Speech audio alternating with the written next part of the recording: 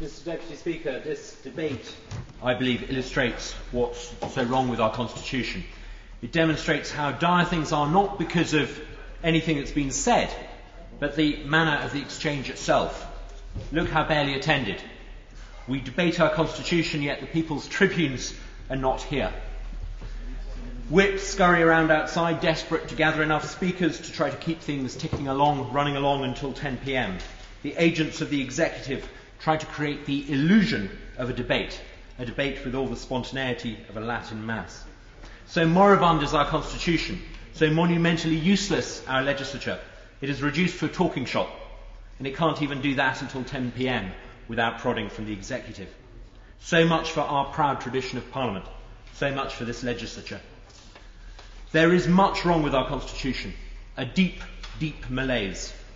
The Honourable Member for Blackburn galloped through some of the changes over the past decade, which he proclaimed were a blueprint for change. A blueprint. A blueprint to replace democracy with quangocracy, more like. Power has shifted from those we elect to unelected officials. Those whose names actually appear on ballot papers no longer seem to have much actual say over public policy. Instead, key matters are decided, for example, by activist judges, adjudicating on the basis of a bogus Human Rights Act. Public policy is formulated by an alphabet soup of quangos. The QCA, the CSA, the DVLA, the FSA. In fact, there are so many quangos, they've run out of letters of the alphabet. The FSA standing for both a food quango and a financial service quango. There's nothing in this bill that will put any of this right. Nothing to rein in the executive or its agencies or the quango regime. Nothing to restore purpose to this Parliament. Nothing which will return dignity to politics.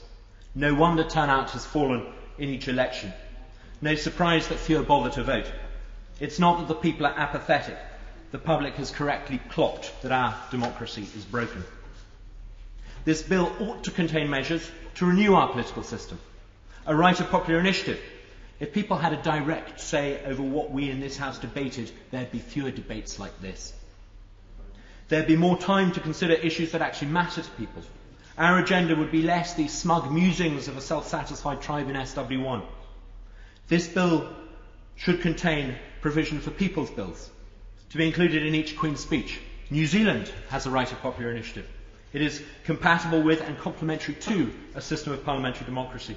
MPs would be obliged to vote for what people wanted them to debate, but they would no longer be able to ignore popular concerns. Constitutional change needs to include the power to recall MPs guilty of wrongdoing. I proposed a bill to that effect last week. The Honourable Member for Blackburn didn't actually support it. For all his smooth words, nothing happened. This bill should address the balance of power, or rather the imbalance of power, between the executive and the legislature. Fiddling about with a Ponsonby rule is not going to do. We need to recalibrate the relationship between this legislature and the executive. Fundamental, radical change. It's not the Ponsonby rule that most explains how the executive dominates this legislature. It's the abuse of Crown prerogative over money and estimates, and over appointments and patronage. That is what has reduced this House. It has diminished us to being puppets of Whitehall, ministers to being apologists to the Sir Humphrey Applebys. This House was given to understand that the legislature would approve key executive appointments. Amid much fanfare, we were told of pre-appointment hearings, how this would help to democratise the quangos. Yesterday, we saw a minister ride roughshod over legislative oversight. The Select Committee recommendations were just ignored. Pre-appointment hearings are frankly worthless. This bill should provide for full confirmation hearings, for quango officials, for senior civil servants. No approval, no contract. That would rein in the quango state. Until that happens, there will be no meaningful scrutiny over executive appointments. Likewise, we need in this bill to reform the way this House oversees finances. Estimates days are a charade. Supply estimates need to be more than just changed as envisaged in this bill. There is currently too little debate, too little oversight, too little scrutiny. Instead, select committees should be required to annually approve the expenditure of their respective departments and the non-departmental public bodies associated with them. Proper legislatures in other parts of the world do properly scrutinise tax revenue, how it's spent. Committees of Congress are able to go through budgets item by item. Then at last, those that we elect might be able to actually make good on the tax and spend promises they pretend that are currently within their gift.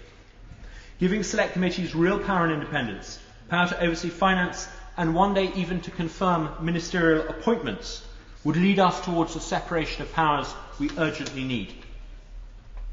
This bill does little to improve our constitution. It is a product of SW1. Is it not the proud boast of the British left that they were once the party of English radicalism? They were once the party that dispersed power away from unaccountable elites. This bill instead focuses on the petty concerns of those elites in SW1, demonstrations in Parliament Square and such like. There is nothing in this bill that invokes the spirit of the Levellers or the Chartists.